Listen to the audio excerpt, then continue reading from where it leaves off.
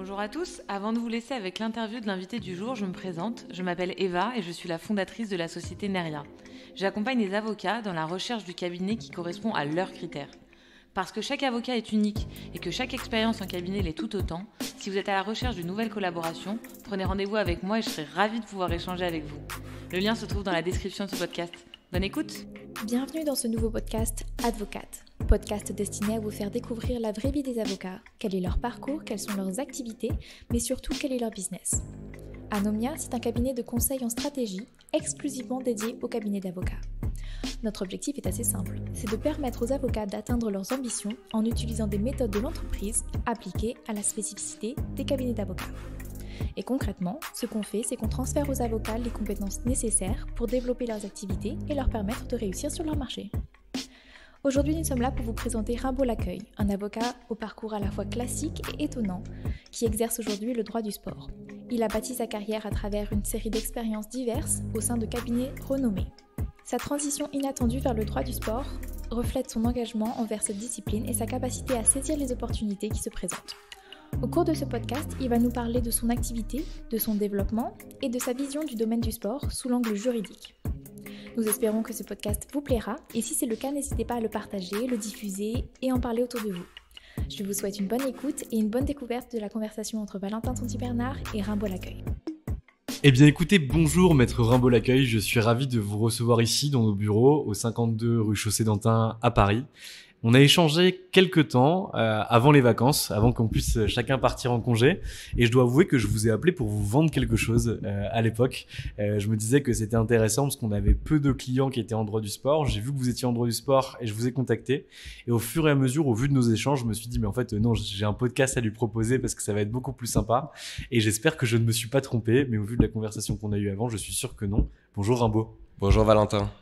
Alors, ma première question est toujours la même. Qui étais-tu avant de devenir avocat ? J'étais comme la plupart des avocats, un étudiant en droit. J'ai fait mes études à Paris 2. J'étais aussi un pratiquant assidu de sport, ce qui explique notamment pourquoi aujourd'hui j'interviens dans ce domaine. J'ai eu un parcours assez classique à la faculté de droit d'Assas, 5 années à la suite. J'ai fait pas mal de stages avant d'intégrer l'école du barreau, principalement en droit de la concurrence. J'étais pas mal en entreprise aussi. Donc j'ai vu du pays avant de rentrer à l'école du barreau. J'ai eu ensuite un parcours assez généraliste dans le sens où j'ai pas tout de suite été spécialisé sur cette industrie du sport dans des cabinets de place américains. J'ai intégré McDermott à l'époque de son lancement à Paris. À l'époque c'était encore une petite structure qui se développait au fur et à mesure, où je faisais là-bas du droit de la concurrence principalement, un peu de distri. En dessous de 10 alors qu'aujourd'hui ils sont plus d'une centaine. Voilà, c'est ça, et on était sur quelques bureaux, sur un seul étage. Enfin bon, c'était une période vachement intéressante avec Jacques Buard, l'avocat qui portait ce projet, qui était quelqu'un de très inspirant et de très sympathique et d'hyper dynamique. Donc ça a été des premières années de collaboration très enthousiasmantes dans ce cadre-là de McDermott. J'ai ensuite rejoint l'équipe de Mélanie Tiltayara chez Descartes. Elle venait aussi d'arriver chez Descartes. Dans ce cabinet-là, j'ai découvert le secteur de la pharma, avec des beaux dossiers en pratique anticoncurrentielle et en contrôle des concentrations. Au bout d'un certain temps, la question s'est posée de rejoindre une boutique très orientée contentieux et secteur régulé, qui est le cabinet Magenta. Où je suis beaucoup intervenu dans le secteur des télécoms que j'avais déjà fréquenté chez McDermott. Et avec une activité très localisée au Palais, avec c'était aussi passionnant, avec des belles audiences. Et puis j'ai été chassé par le cabinet Mayer Brown pour une position plus senior sur une activité très transversale en droit de la concurrence, avec des beaux dossiers de contrôle des concentrations, gros dossiers de pratiques anticoncurrentielles, et puis surtout un rôle un peu plus de management. Et puis j'ai eu cette proposition en début d'année de m'associer donc au sein du cabinet NFALO, qui est un des quelques cabinets historiques sur le secteur sur l'industrie du sport à Paris, voilà, qui est présent depuis 1992 et les Jeux Olympiques d'Albertville. Voilà. Depuis plus de 30 ans. Plus de 30 ans, ouais. Alors, est-ce qu'on peut revenir un petit peu sur ton parcours? Donc, tu deviens collaborateur chez McDermott, tu vas ensuite chez Descartes, tu vas ensuite chez Magenta, puis chez Mayer Brown avant de t'associer dans le cabinet dans lequel tu es aujourd'hui.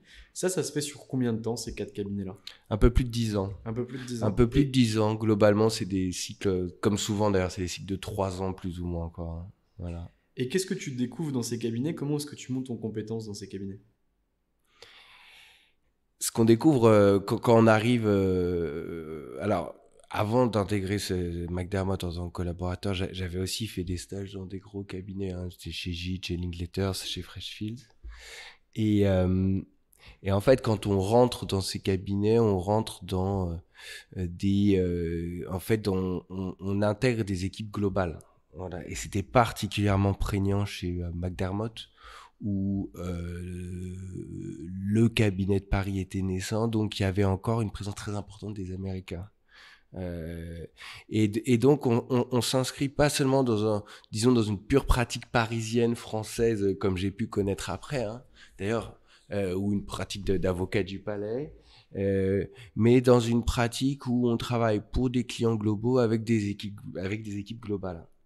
Et c'était particulièrement prégnant chez McDermott avec cet avocat dont je vous ai parlé, Jacques Buard, hein, qui avait vraiment un profil très très international et notamment tourné vers l'Asie. Et donc ça a été aussi l'opportunité, cette expérience-là, d'être confronté à différentes cultures de travail, les Japonais beaucoup, les Scandinaves, les Anglais, les Allemands. Et donc, au-delà de l'appréhension de cette matière qu'est le droit, il y a eu aussi un plongeon dans plein de cultures et dans différentes manières de travailler, et du coup, une obligation de s'adapter à chaque fois. Ouais. Ça, c'était super. C'est vrai qu'on m'a déjà raconté des trucs de dingue sur Jacques Buard, où quand il y avait où il estimait qu'il y avait un creux en termes de dossiers, il prenait un vol pour partir au Japon, il passait 2-3 semaines là-bas et il revenait dans sa valise avec 15-20 dossiers de place qui étaient colossales. Je sais pas si tu as déjà entendu cette histoire-là, mais ça m'a fasciné. Moi, j'ai jamais eu la chance de le rencontrer, mais je trouvais que c'était assez incroyable. Oui, il y a beaucoup d'histoires sur Jacques. C'est vrai qu'il avait cette capacité à aller sourcer des dossiers au Japon dans plein de matières, en fait. Et effectivement, du coup, il y avait une distribution quand il rentrait à Paris. Et c'est drôle parce que j'en parlais avec des gens de son ancien cabinet à l'époque et à Bruxelles, et qui m'ont raconté exactement la même chose, quoi. Donc ce n'est pas qu'un mythe, c'est vrai. Et oui, du coup, ça a été très enthousiasmant, ouais, ces premières années McDermott. Ouais. Alors, du coup, tu fais 10 ans avant de devenir associé dans la structure dans laquelle tu es aujourd'hui. Si je comprends bien, ce que tu vas toucher, c'est du droit de la concurrence, de l'univers pharma, un peu de regulatory chez Magenta, ou en tout cas sur un domaine très spécialisé. Et quand tu retournes chez quand tu vas chez Mayer Brown, du droit de la concurrence, mais de façon générale et globale. Comment est-ce que tu passes de matière en matière en sautant comme ça? Est-ce que tu n'avais pas peur d'un manque de spécialisation ou d'un manque de spécialité? Nous, on a beaucoup de collaborateurs qui ont ce retour-là en disant mais attends, je peux pas m'ouvrir sur une matière, il faut que je me focus sur une matière. C'était quoi toi ton approche à la base, et avec le recul, qu'est-ce que tu en retires aujourd'hui? Ah non, mais c'est tout à fait juste. Il y a un énorme coup d'entrée quand on intègre des équipes très spécialisées. C'était d'abord vrai chez Descartes, avec une équipe et un cabinet très spécialisé en life science. Et là, il y a il y a un univers avec lequel il faut se familiariser en fait. Une économie qu'il faut comprendre, des règles qu'il faut appréhender, et ça c'est pas évident. Il faut bien essuyer les plâtres au début. Ça a été de nouveau le cas ensuite chez Magenta pour les télécoms, qui est un secteur régulé, avec l'ARCEP, qui est l'autorité de régulation, des décisions qui ne sont pas les décisions de l'autorité de la concurrence, même si elles s'en rapprochent à certains égards. Là aussi, il y a eu un énorme coup d'entrée. Et enfin, chez Meyer Brown, on a beaucoup travaillé pour le secteur des messageries, qui est aussi très régulé. Alors, pas les messageries en elles-mêmes, mais le secteur de la poste. Mais en même temps, c'est ce qui rend ce métier séduisant. C'est-à-dire que je pense que l'essence du métier d'avocat, c'est le coup d'entrée. D'accord. Et donc à chaque fois, donc tu l'as fait une fois, tu l'as fait 2 fois, tu l'as fait 3 fois. Je comprends que du coup, t'aimes l'effort et que du coup, sauter d'une matière à une autre, ça te fait pas peur, ou en tout cas d'un marché à un autre, ça te fait pas peur. Et c'est d'ailleurs une nouvelle preuve, c'est que tu es devenu associé dans le cabinet d'avocat en droit du sport, alors que même si tu aimes le sport et que tu en fais depuis toujours, le droit du sport, ou en tout cas ce secteur d'activité, tu l'avais jamais approché de façon aussi professionnalisée que ce que tu fais aujourd'hui. Et donc je trouve ça assez incroyable. Et du coup, j'ai une autre question par rapport à ça. Les cabinets que tu as fait en stage, Gide, Fresh, Linklaters, sont caractérisés de gros cabinets. Ce que tu as fait en collaboration, McDermott, Descartes, un peu moins Magenta, mais quand même, et Meyer Brown sont des gros cabinets. Comment est-ce que tu vois le gap de sauter finalement d'espèces de vaisseaux amiral internationaux à un cabinet d'avocats français de plus petite taille que celui que tu as rejoint, en plus en tant qu'associé? Ça, c'était comment? C'est colossal. Alors là, pour le coup, il y a un gap colossal, rien qu'en termes d'effectifs. Je passe d'un cabinet où il y avait une centaine d'avocats, je pense, à un cabinet où on est une dizaine d'avocats. C'est vrai qu'il y a une constante depuis le début de ma carrière entre les différents cabinets que tu viens de citer, avec l'exception de Magenta. Mais il y a aussi une constante, et là on peut mettre Magenta et NFALO dedans, c'est que c'est le même métier. Et c'est le même niveau d'exigence. Et la spécificité, je dirais, de Magenta et d'NFALO, c'est que les dossiers sont tout aussi stratégiques dans ces deux cabinets, parce que ce sont deux cabinets de niche hyper spécialisés et qui traitent des dossiers les plus pointus dans leur domaine respectif. Après, est-ce que je préfère un type de structure ou un autre? C'est vrai que ces gros cabinets, à plein d'égards, c'est super confortable. Ça permet aussi de faire des rencontres souvent extrêmement intéressantes avec des gens très riches. Chez McDermott, par exemple, il y avait une équipe Afrique historique qui avait un peu créé la pratique africaine à Paris, en fait. Donc, il y a vraiment des gens passionnants, en fait, dans ces cabinets. Et souvent, on n'a pas l'occasion de tous les rencontrer, mais ça réserve souvent des très, très belles surprises. Donc là, aujourd'hui, mon activité, elle est avec un effectif plus restreint, mais elle est aussi plus centrée sur les clients que sur le cabinet lui-même, puisque de par en fait mon nouveau rôle d'associé. Voilà, donc je suis extrêmement heureux d'avoir eu l'occasion d'expérimenter les deux, en fait, grosse structure et aujourd'hui plus petite structure. Et tu n'avais pas une peur lorsque on t'a proposé cette association, tu nous expliqueras d'ailleurs comment ça s'est passé, etc. Mais de partir de 10 ans de gros cabinet en te disant je vais devenir associé dans un cabinet très pointu, très spécialisé sur son secteur, avec des dossiers stratégiques, mais dans une plus petite structure, est-ce qu'on va toujours m'identifier? Est-ce que les clients vont venir? Les clients vont me suivre? Est-ce que j'aurai plus le même tampon? Est-ce que ça, c'est des peurs que tu as pu avoir ou des réflexions que tu as pu avoir au moment de l'association? C'est un très très gros sujet et qui rejoint ma préoccupation, alors qui a été ma préoccupation du jour où je suis devenu avocat. Je pense que c'est pas très original, je pense à beaucoup de gens, mais j'ai toujours eu conscience que un avocat, il a des clients. Et donc, moi, mon questionnement, j'ai fait pas mal de cabinets, parce qu'il y a des gens qui restent 10 ans dans le même cabinet, mon questionnement a toujours été, en fait, quel est la meilleure structure pour que je puisse développer mon activité. La préoccupation de devenir un bon avocat d'abord, donc sans me préoccuper à plein du développement commercial.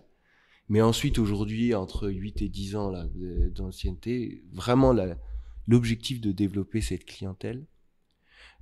Quand j'ai quitté Magenta, j'étais assez convaincu que Meyerborn me donnerait les moyens de développer ma clientèle. Ce qui s'est passé sur un certain type de clientèle, notamment les fonds d'investissement. Et aujourd'hui, il y a ce nouveau secteur d'activité avec une clientèle qui va être en continuité par rapport à la clientèle que j'ai développée jusqu'à présent, parce que j'ai continué par exemple à faire du contrôle des concentrations, pas forcément dans le secteur du sport, peut-être dans le secteur du sport, mais aussi pour des fonds d'investissement, aussi pour des corporates, enfin voilà. Donc tu as une majeure aujourd'hui qui est sur le droit du sport, ouais. Mais avec ce que je vais qualifier de mineur, même si tu as pu exercer pendant 10 ans, sur le droit de la concurrence de façon large, mais dans un autre secteur d'activité que celui du sport. Exactement, sachant que le droit de la concurrence est une composante du droit du sport. Et de plus en plus, en fait. De plus en plus, là, il y a l'appel d'offres pour la Ligue 1 qui vient d'être lancé, qui est un appel d'offres simplifié d'ailleurs. Il y a des énormes sujets concurrence sur les appels d'offres Ligue 1. Il y a de plus en plus de sujets concurrence en sport. Il y a eu des sujets aide d'État. Il n'y a pas vraiment de sujet abus de position dominante pour le moment, parce qu'on peut se poser la question, notamment sur l'attribution justement des droits télé, mais il y a aussi l'attribution des droits sur les paris, qui est un gros enjeu, c'est-à-dire les données qui permettent de faire des paris live, les données de suivi des matchs en direct, c'est des enjeux financiers colossaux en fait. Donc là aussi, on peut se poser la question de position dominante, puisque c'est une ligue qui va attribuer ses droits, le cas échéant en exclusivité à un opérateur. Donc on se retrouve dans des situations de marché qui sont sensibles du point de vue du droit de la concurrence. En contrôle des concentrations, dorénavant, les acquisitions de clubs, c'est pas dorénavant, c'est que les acquisitions de clubs sont soumises au contrôle des concentrations. Le rachat de Nice récemment par le groupe chimique anglais Ineos a fait l'objet d'une notification à l'autorité de la concurrence. Donc le droit de la concurrence, il est là, il est au cœur de ce secteur. Mais c'est vrai que je n'abandonne pas les activités qui sont hors secteur sport. Voilà, c'est-à-dire qu'elles restent là parce qu'elles sont issues de ma pratique pendant 10 ans. Ouais. Donc c'est vrai qu'on parle aujourd'hui de dominante sport dans ma pratique. Ouais. Et si je me trompe pas, tu me corriges si c'est le cas, parce que je suis pas un expert en droit et encore moins en droit de la concurrence.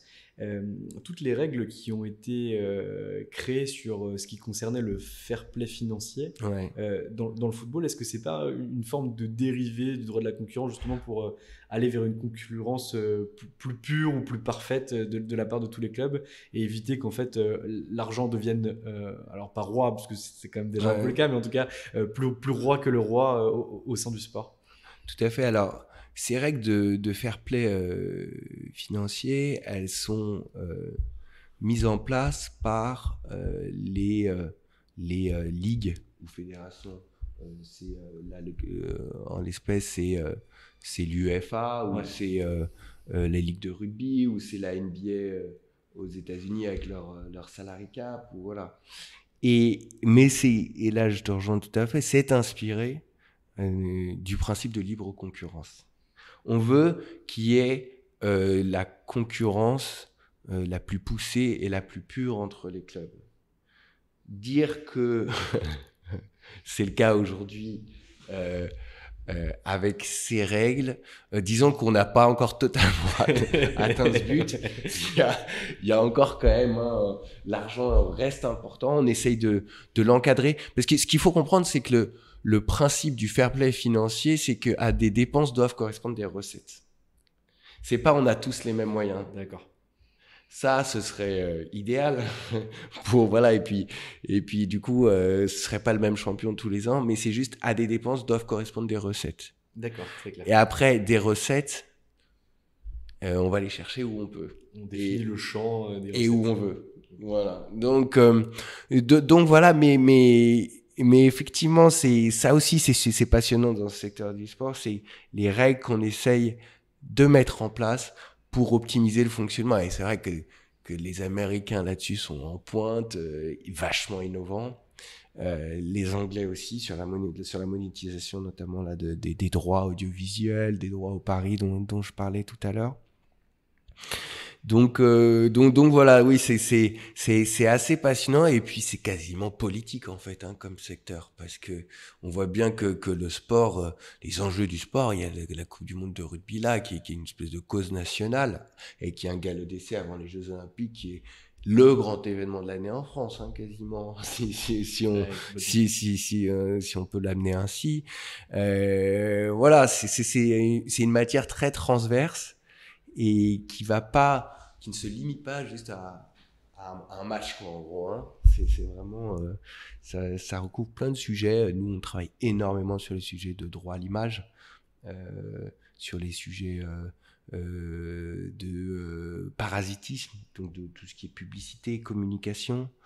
Le droit à l'image, on a vu avec les épisodes des joueurs de l'équipe de France qui voulaient pas mettre les bouteilles de Coca-Cola sur la table, des choses comme ça. Coca-Cola, les chaînes de fast-food, c'est un sujet extrêmement sensible et d'autant plus intéressant qu'on voit que certains joueurs, on parlait de la bouteille de Coca-Cola,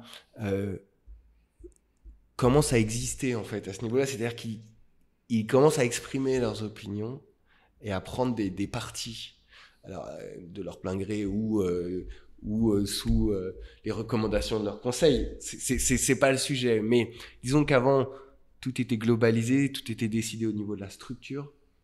Maintenant, il faut prendre en compte les joueurs et puis surtout, on le voit là avec les réseaux sociaux, et l'impact que peut avoir la communication d'un joueur sur les réseaux sociaux. C'est monstrueux. Si on revient un petit peu sur ton parcours avant de se concentrer sur ton activité actuelle et ton rôle au sein du cabinet dans lequel tu es devenu associé, tu étais chez Mayer Brown et tu as quitté ce cabinet pour devenir associé au sein du cabinet Nefalo. Est-ce que tu peux nous expliquer comment ça s'est passé et quelles ont été les discussions que tu as pu avoir, bien sûr sans trahir le secret des rois, mais nous expliquer comment ça s'est passé. C'était pas prévu. C'était pas prévu du tout.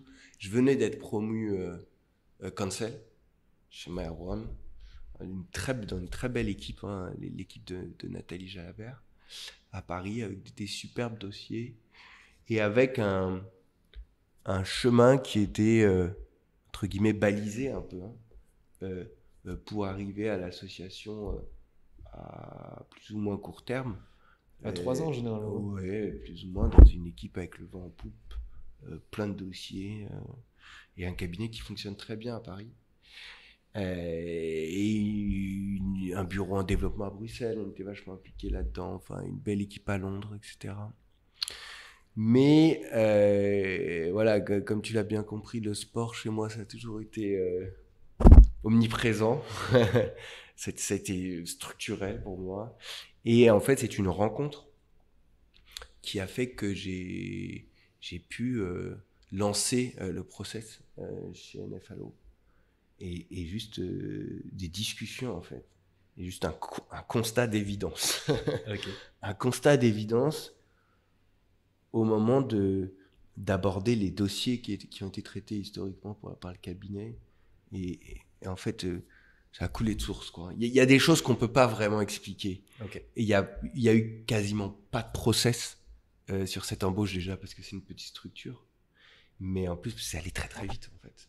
C'était vraiment un match humain et professionnel. C'est ça, professionnel. Il faut qu'il se confirme maintenant. Ça fait peu de temps que j'y suis, même si les débuts sont très encourageants. Mais en fait, il y a des choses dans la vie comme ça où une rencontre, et des événements qui se suivent et qui font que en fait c'est le moment, faut y aller, faut foncer. On fait un métier très dur, le métier d'avocat. 10 ans de barreau, il n'y a pas tant d'avocats que ça qui arrivent à ce niveau-là, qui y arrivent. Et là, au bout de 10 ans, hyper stimulant, hyper satisfaisant, mais dur, concrètement dur. J'ai la possibilité de faire quelque chose dans un secteur qui me passionne, quoi. Vraiment. Et là, je me suis dit, faut tenter. J'ai aucune garantie de rien. C'est un pari financier.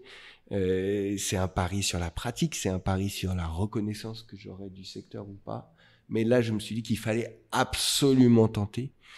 Et puis, c'est dans ma mentalité. Tu disais tout à l'heure que changer de secteur, à chaque fois, c'est quand même pas évident. Bah oui. Et là, c'est peut-être encore moins évident techniquement ou tout ce qu'on veut, mais c'est beaucoup plus évident en termes de passion, en fait, hein, d'envie de faire, de motivation. Même si pour être avocat dans des grosses structures, il faut être motivé au quotidien, sinon ça marche pas. Donc, voilà. Mais si je me trompe pas, et une fois de plus, tu me dis si j'ai tort, le droit du sport en tant que tel n'est pas à proprement parler une matière juridique. On est beaucoup plus comme sur du life science ou de l'industrie pharma, sur un secteur d'activité sur lequel tu te positionnes et sur lequel tu vas devoir faire appel à différents types de droits pour pouvoir répondre aux enjeux du secteur. Exactement. C'est exactement ça. Et il n'y a pas de matière de droit du sport. Il y a des composantes, il y a des majeurs. On parlait tout à l'heure du droit à la concurrence, du droit des contrats. Il y a aussi évidemment les sujets propriété intellectuelle, droit des marques, parasitisme. Il y a tous les aspects. Tu peux avoir du droit public aussi. Tu parlais tout à l'heure de marché public simplifié ou de choses comme ça. Bien sûr. Tout ce qui concerne les fédérations aussi. Il y a une grande composante droit public. C'est ça qui rend la matière attrayante. Hein. C'est très, très transversal. Il y a plein de problématiques fiscales. Avec des régimes très particuliers, le régime de l'impatriation notamment, hein, pour les joueurs de football, c'est très très très très pointu. On peut pas, c'est très difficile de se prétendre avocat en droit du sport et donc de maîtriser toutes les composantes. Moi, je vais pas faire de droit fiscal, par exemple. Je vais pas faire du conseil en droit fiscal. Par contre, je vais couvrir tout le spectre contrat, le grand contrat concurrence distribution. Voilà, exactement, du contrat de sponsoring au contrat de distribution de billets, par exemple, au financement de la distribution de billets, à tous les partenariats qui sont mis en place par les clubs, la négociation des conditions d'utilisation d'une enceinte par un club. Ça, c'est vachement intéressant, puisqu'on voit bien aujourd'hui qu'il y a des clubs qui sont propriétaires de leur stade. On a d'ailleurs vu ça récemment avec le Paris Saint-Germain qui voulait racheter le Parc des Princes, si je raconte pas de bêtises, et la mairie de Paris qui s'y est opposée, et un conflit un petit peu avec les propriétaires du club aujourd'hui qui ont dit que s'ils ne voulaient pas vendre, ils construiraient leur terrain à côté. C'est ce genre de choses-là. Exactement, il y a plein de régimes différents pour l'occupation d'un stade. Et du coup, il y a à chaque fois des problématiques différentes qui se posent, et il y a eu une tendance, parce que la billetterie, hein, c'est le premier poste de recette, hein, pour un club en général. C'est extrêmement stratégique. La S Nancy-Lorraine doit être en difficulté. Peut-être, hein, je suis jamais allé. Je sais plus comment il s'appelle le stade. Ils sont en 5e division, je crois, aujourd'hui, ou 6e division. Mais c'est extrêmement stratégique, et donc pour optimiser ce poste de recette, certains clubs, notamment, et encore une fois ça commence en Angleterre, achètent leur stade, font construire leur stade. On l'a vu en France aussi avec l'Olympique Lyonnais, avec le Groupama Stadium, c'est ça là. Voilà, exactement. C'est pas évident, le coût est énorme, et après il faut l'amortir avec de la billetterie, avec aussi des événements culturels, musicaux, etc. Mais il y a un coût d'entrée qui est monstrueux. Moi, ce que je vois en regardant, sans être un spécialiste, bien au contraire, de ce secteur d'activité, je vois quelques segments qu'on peut potentiellement définir. Déjà des sous-segments, je pense qu'on peut s'adresser directement à l'individu, aux joueurs sur ce secteur d'activité, éventuellement et également aux clubs, aux fédérations, également aux sociétés qui voudraient avoir des clubs ou des joueurs comme sponsors sur des contrats de sponsoring. Et ça, j'ai l'impression, il y a peut-être plus que 4 acteurs, tu me le diras, mais qu'on peut l'avoir aussi en segmentant par différents types de sports, que ce soit, on citait tout à l'heure le football, le rugby, évidemment peut-être que tu nous parleras aussi des Jeux Olympiques, du tennis, du golf. Comment est-ce que toi, tu as décidé d'appréhender ce grand marché que pourrait être celui du sport? Alors, c'est tout à fait vrai qu'on peut segmenter par acteur, Et je pense que tu as couvert tout le périmètre en finissant par les annonceurs. Ok. Qui sont extrêmement importants pour le financement du sport. C'est-à-dire qu'aujourd'hui, sans partenaires commerciaux, sans ces grands sponsors, il n'y a pas d'événement sportif en fait. Et c'est tout l'enjeu aussi de notre pratique à nous, et notamment de toutes les actions parasitisme, c'est de protéger le financement des manifestations de Roland-Garros, de la Coupe du Monde de rugby, plus tard des Jeux Olympiques, pour que en fait, l'économie du sport puisse fonctionner. Donc il y a tout un spectre. Nous, on est quasiment partout, sauf sur les joueurs. Vous ne faites pas du coup d'individus. C'est une vraie volonté de votre part ou c'est qu'aujourd'hui l'opportunité ne s'est pas présentée? Alors, il y a toujours des opportunités quand on est... Parce qu'il n'y a pas tant d'avocats en droit du sport que ça. Maintenant, c'est difficile en fait d'être à la fois conseiller d'un ou de plusieurs clubs et de joueurs. En général, on est l'un ou l'autre. Okay. Et l'autre chose, c'est que il y a des avocats qui ont été spécialisés très tôt là-dedans, sur le conseil des joueurs, mais jusqu'à présent, et on en parlait tout à l'heure, ce sont les agents qui faisaient la plupart du travail. Les avocats intervenaient sur la finalisation du dossier, à la marge en fait. Et là, petit à petit, malgré le récent arrêt de la Cour de cassation, les avocats prennent de plus en plus de place et vont pouvoir appréhender l'intégralité du job de représentation du joueur. Voilà. Et puis ce que tu m'expliquais avant qu'on commence l'enregistrement, c'est que le fait pour l'avocat de prendre entre guillemets la place, ou plutôt on va dire le rôle qu'avait à l'époque celui d'agent, ça lui permet de ne plus être exclusivement sur de l'honoraire, comme ce que toi tu peux faire, mais d'être sur des pratiques de marché qui équivalent à peu près, on ne va pas rentrer dans le détail, etc., mais 10% du montant du CDD du joueur. Donc si on prend quelqu'un comme Mbappé sans compter les annonceurs, etc., on est sur 30 millions au PSG par an, sur des CDD, alors je ne sais pas de combien de temps il dure, mais peut-être de 2 ou 3 ans. Et ça veut dire que concrètement, on est sur des fees à 9 millions d'euros pour l'avocat qui pourrait le gérer sur un joueur comme celui-ci. Ça, faudra demander à l'avocate de Kylian Mbappé. Je pense qu'elle sera ravie de répondre. Je suis pas sûr. Non, c'est ce qu'on se disait, c'est-à-dire qu'il y a une pratique maximum pour les agents qui est en football, parce qu'elle est différente, cette pratique selon les sports, qui est de 10%. Okay. Effectivement, sur le salaire du joueur, sur toute la durée du contrat.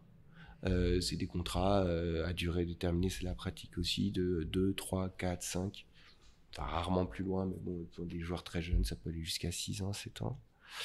Et c'est vrai qu'on peut se poser la question pour les avocats, qui est si l'avocat se substitue vraiment à l'agent et intégralement à l'agent, pourquoi finalement est-ce qu'il n'aurait pas le droit à la même rémunération? Alors nous, on n'a pas le droit d'avoir des honoraires qui sont uniquement du variable. Voilà. Donc il faut toujours une part fixe et on peut avoir une part variable. Mais sur la fixation des honoraires, on va prendre le sujet dans l'autre sens, nous on n'est pas capé. C'est-à-dire qu'il n'y a pas cette limite de 10%. Je dis pas qu'un avocat va prendre plus de 10% du salaire du joueur, ce qui est colossal pour un joueur avec un salaire important, mais on n'a pas cette limite-là. Très clair. Voilà, parce qu'on fonctionne, on fait vraiment historiquement pas le même métier que les agents. Je te disais qu'on peut aujourd'hui représenter pleinement les joueurs, sauf qu'on ne peut pas démarcher. C'est-à-dire qu'un avocat n'est pas un intermédiaire. Voilà, on représente nos clients. Alors, on n'est pas des... ça va faire enrager la Jacques Buard, mais on n'est pas des deal makers. Voilà. Ok, très clair. Donc du coup, vous n'intervenez pas sur les joueurs, donc on retire cet acteur-là. Si je me suis pas trompé, il nous en reste 3. Il nous reste ce que tu as justement appelé les annonceurs, les fédérations et les clubs. Vous intervenez sur ces 3 types d'acteurs ou vous avez des dominantes sur l'un des 3? Historiquement, le cabinet est côté ce qu'on va appeler fédération. L'histoire du cabinet et de Fabienne Fajgenbaum, c'est les Jeux Olympiques d'Albertville.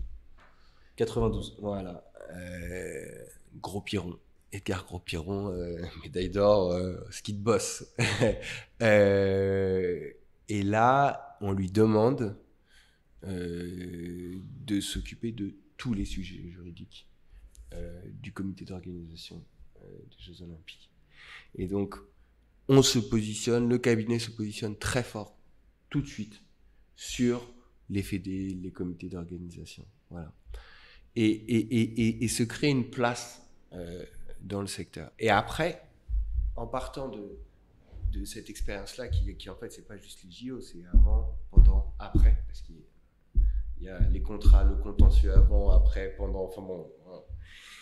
Et après, en se créant en fait une présence sur le marché, c'est un marché qui était naissant, le marché du droit du sport, on arrive en fait à déborder sur les clubs.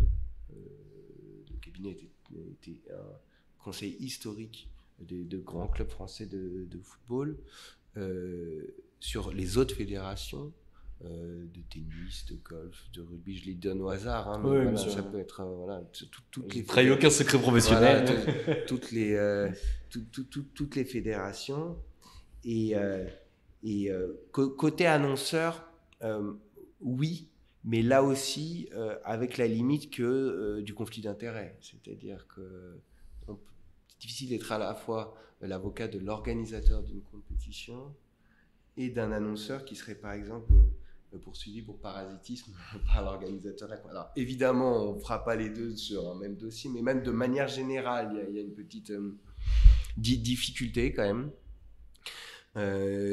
Donc voilà, donc on se ferme aucune porte, mais naturellement, en fait, il y a des dominantes qui sont fédés et comités d'organisation, et aussi de temps en temps club. Alors tu parlais des sports tout à l'heure, est-ce qu'on peut segmenter par sport? Oui, par nature, puisque les avocats vont avoir tendance à connaître plus d'acteurs dans un sport en particulier. Après, les problématiques juridiques sont pas forcément extrêmement différentes. Oui, c'est toutes les mêmes. Selon les sports. Voilà, donc rien n'empêche de passer d'un sport à l'autre. Maintenant, il y a des avocats qui sont plus sur le rugby, il y a des avocats qui sont plus sur le foot, il y en a qui sont très basket.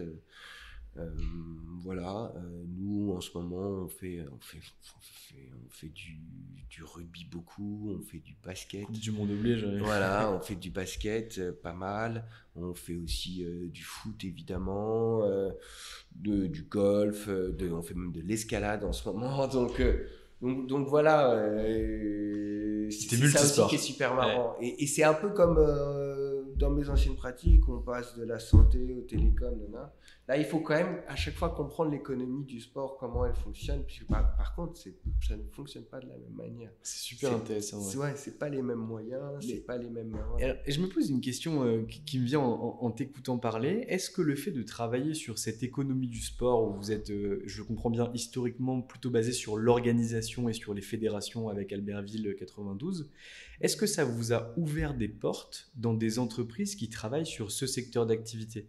J'y pense que tout à l'heure, je suis allé acheter une montre pour courir un petit peu, une Garmin, pour pas citer le nom. Est-ce que ça vous a ouvert des portes dans ce type d'entreprise, Decathlon, Salomon, Garmin, toutes ces boîtes-là qui travaillent sur ce secteur d'activité propre qu'est le sport, ou pas du tout? Les équipementiers, je crois qu'on les appelle les équipementiers. Bien sûr, et là, tu parlais de Decathlon, par exemple. Decathlon est un partenaire des Jeux Olympiques, c'est eux qui font toutes les tenues des Jeux Olympiques, donc ils sont pleinement impliqués de toutes les tenues du staff, parce qu'il y a aussi le Coq Sportif qui a le contrat pour l'équipe de France notamment. Et tous les autres, on saura que c'est du parasitisme. Et alors c'est autre chose, parce que il y a ceux qui ont des marchés, et puis il y a ceux qui sont des partenaires de communication. Le parasitisme, c'est par exemple un constructeur automobile qui n'est pas partenaire des Jeux Olympiques, donc qui ne finance pas les Jeux Olympiques de Paris, mais qui va communiquer sur les Jeux Olympiques de Paris pendant la période des Jeux Olympiques. C'est ça le parasitisme. D'accord. Voilà. Ça veut pas dire que parce qu'il y aura forcément un constructeur automobile qui sera partenaire, en fait, et donc on veut que l'investissement que réalise ce constructeur automobile soit valorisé, en fait, parce que sinon il n'y a plus aucune incitation. Et par contre, lui, le fabricant automobile qui sponsorise, lui a le droit de communiquer. C'est la récompense, c'est la contrepartie. Et malgré tout, cette communication, elle est encadrée parce qu'on ne communique pas dans les stades. Enfin bon, tout ça est très, très, très encadré par les règles du parasitisme, mais aussi par les règles qui sont édictées par le CIO pour les Jeux Olympiques, par la FIFA, etc. Donc, il y a tout un corpus de règles à maîtriser. Ouais, c'est assez pointu. Très clair. Et tu as déjà par exemple bossé pour, alors je sais pas si tu peux me répondre ou pas, mais si tu peux pas, tu me diras, je peux pas te répondre, il n'y a pas de problème. Mais pour le sport automobile, par exemple pour la Formule 1 ou des choses comme ça, c'est des choses sur lesquelles vous pourriez potentiellement intervenir si vous ne l'avez pas déjà fait? Alors, je peux pas parler sur les 30 dernières années du cabinet parce que Ouais. je ne sais pas. C'est tout à fait possible qu'on intervienne auprès de la FIA, par exemple, qui organise les Grands Prix de Formule 1. Je veux dire, pourquoi pas. Et on peut aussi intervenir auprès des sponsors parce que c'est des contrats qu'on retrouve, ces contrats de sponsoring qu'on retrouve dans les différents sports. Et puis souvent, les sponsors, les marques elles-mêmes, on les retrouve souvent aussi de sport à sport. Donc nous, on conseille peu, mais certaines marques sont des grands sponsors du sport. Et évidemment, le fait, pour vraiment répondre à ta question, le fait d'être très marqué secteur sportif, c'est un atout pour aller démarcher ces clients-là. Ouais, c'est sûr, parce que le sponsoring aujourd'hui en termes de visibilité, c'est très très stratégique pour certaines marques, pas pour tous. Très clair. Ouais. Et est-ce que tu pourrais nous parler, alors pas du montant des honoraires que vous allez chercher, mais plutôt du montant des opérations là. Tu nous parlais du rugby sur lequel vous pouviez intervenir de près ou de loin sans vous dire exactement ce que vous faisiez parce que tu ne peux pas le faire. Pareil sur les Jeux Olympiques.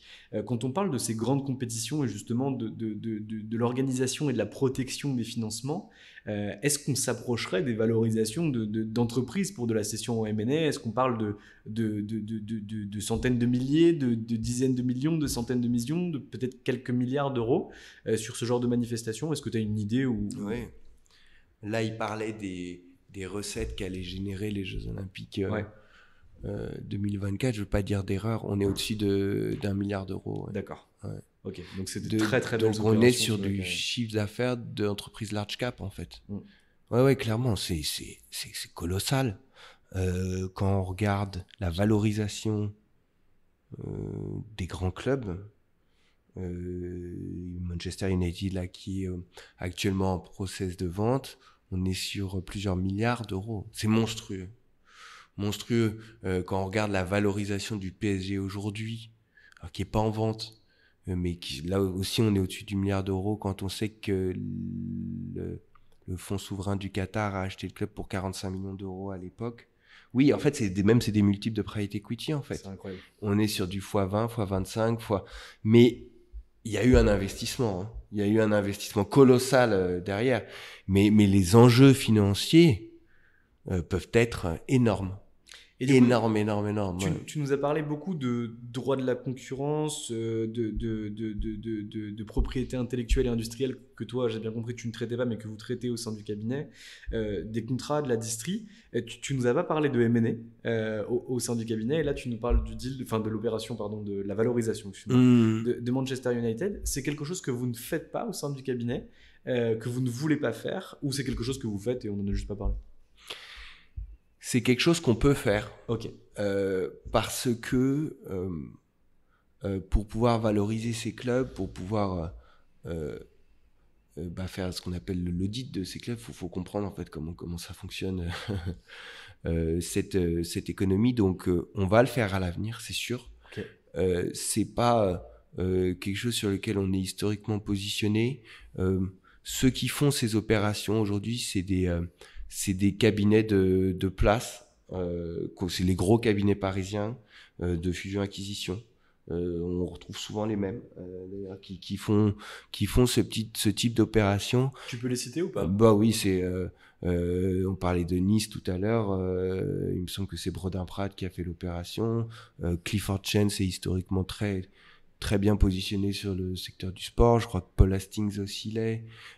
Donc voilà, c'est des grandes boutiques de place de fusion-acquisition Mais il y a tout à fait la possibilité pour un cabinet, pour nous, de se positionner là-dessus. Alors, on passe seul, par contre.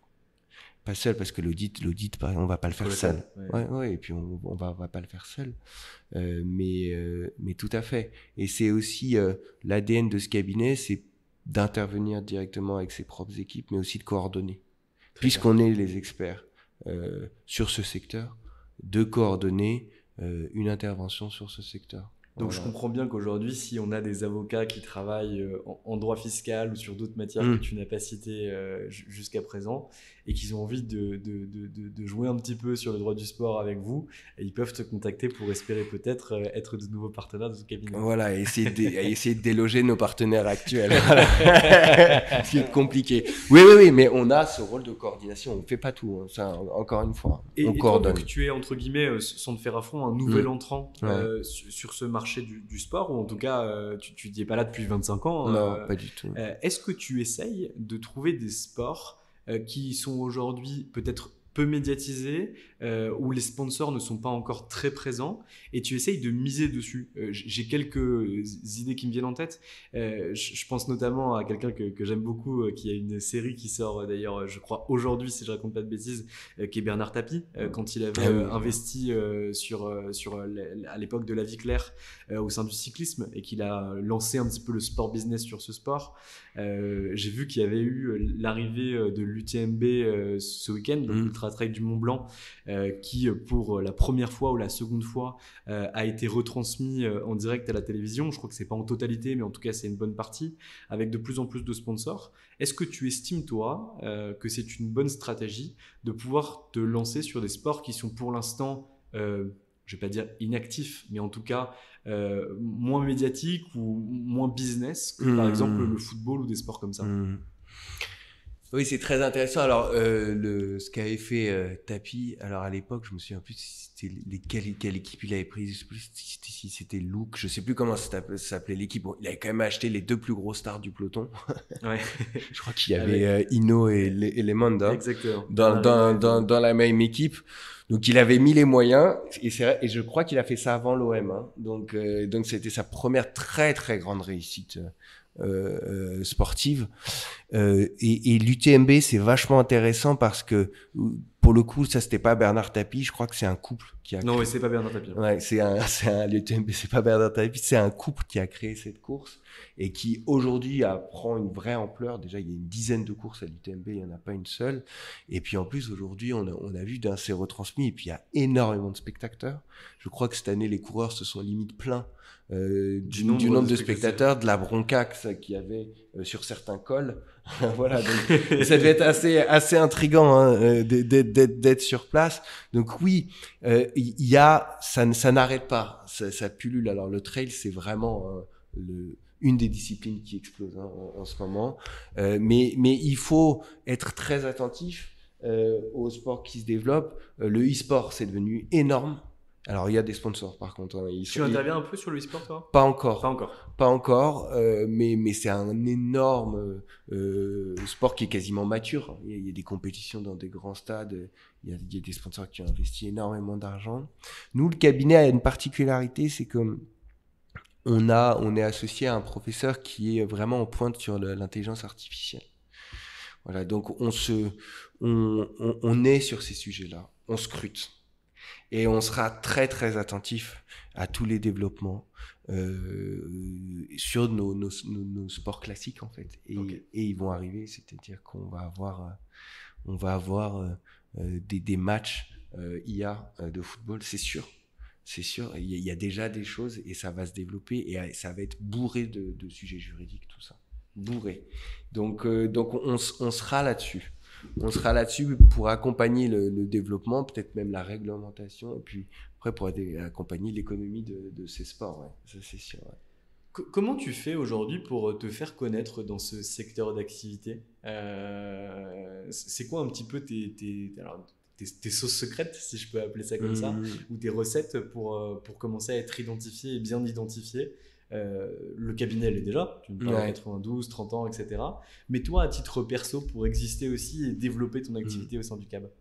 Pour le coup, c'est assez semblable aux autres pratiques des autres gros cabinets, c'est-à-dire qu'on intervient dans des colloques, on écrit, on organise des événements là pour la rentrée sportive, on rencontre les gens, on va vers les gens, et c'est vrai que c'est d'autant plus facile, et on est d'autant plus ambitieux et volontaire quand on est passionné, en fait. Quand on est passionné par ce que fait la personne qu'on va voir, et ben ça rend les choses très très faciles, en fait.